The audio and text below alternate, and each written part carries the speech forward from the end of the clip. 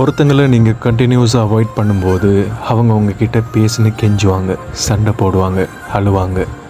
உங்களை கூட வச்சுக்க கிறுக்குத்தனமாக என்னென்னவோ பண்ணுவாங்க. கொஞ்ச நாள் போக அவங்களாவே சைலண்ட் ஆக்கிடுவாங்க.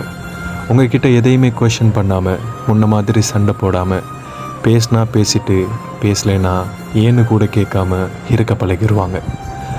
அவங்க சடனாக சைலண்ட் ஆகிட்டாங்க அப்படின்னா ஒன்றை மட்டும் புரிஞ்சுக்கோங்க, உங்கள் அப்சன்ஸை அவங்க எக்ஸப்ட் பண்ணிக்க ஸ்டார்ட் பண்ணிட்டாங்க. அவங்க மனசு முடலும் நீங்கள் இல்லைன்றதை ஏற்றுக்க பழகினதுக்கப்புறம் எவ்வளோக்கு எவ்வளோ உங்களை தேடி வந்தாங்களோ அவ்வளோக்கு அவ்வளோ அவங்களாவே உங்களை விட்டு டிஸ்டன்ஸ் ஆயிடுவாங்க. அதுதான் இயற்கையும் கூட. எதுக்காக ஒரு காலத்தில் ரொம்ப போராடணுமோ அது இல்லாமல் இந்த இயற்கை நம்மளை வாழ பழக்கிறோம். ஸோ எப்போவும் தொலைச்ச அப்புறம் தேடாதீங்க, இருக்கக்குள்ளேயே தொலைச்சிடாமல் பார்த்துக்கோங்க. ஏன்னா சில விஷயங்கள் எல்லாம் தொலைச்சது தான், திரும்பெல்லாம் கிடைக்காது. அப்புறமா லைஃப்பில் மீட் பண்ணுற ஒவ்வொரு